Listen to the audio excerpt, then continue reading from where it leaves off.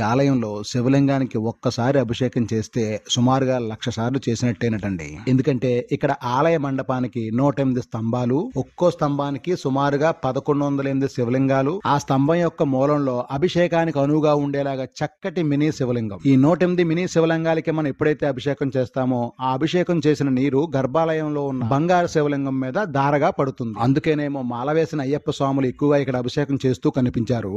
ఇలా అభిషేకం చేయడానికైతే బకెట్లతో నీళ్లు ఆలయం వారే అందిస్తున్నారు. ఈ సర్వీస్ నిమిత్తం ఎన్ని బకెట్ల నీళ్లు కావలసిన ఆలయం వారు 1 టైం ఛార్జ్ లాగా 20 రూపీస్ అయితే తీసుకుంటున్నారు. అంతేకాదు ఈ ఆలయంలోని బంగారు శివలింగం నీళ్లతో అభిషేకిస్తున్నంతసేపు బంగారు రంగులోను, అభిషేకం ఆగినప్పుడు వెండి రంగులోను దర్శనమిస్తుంది. ఈ ఆశ్రమంలో అయితే భూగర్భ వెంకటేశ్వర స్వామిని, బియ్యాన్ని మాత్రమే దక్షిణగా తీసుకునే అన్నపూర్ణ దేవిని, ఇష్ట కామేశ్వరి దేవిని కూడా దర్శించుకోవచ్చు. ఈ కార్తీక మాసంలో కుటుంబ సమేతంగా 1,00,000 శివలింగాలకి అభిషేకం చేసుకోవాలంటే మాత్రం తూర్పు గోదావరి జిల్లాలోని రాజమండ్రి నుండి 35 కిలోమీటర్ల దూరంలో బిక్కవోలు మండలంలో ఇలపల్లి అనే గ్రామంలో ఉంటుంది శ్రీ సత్యరామ్ తిలక్ ఆశ్రమం.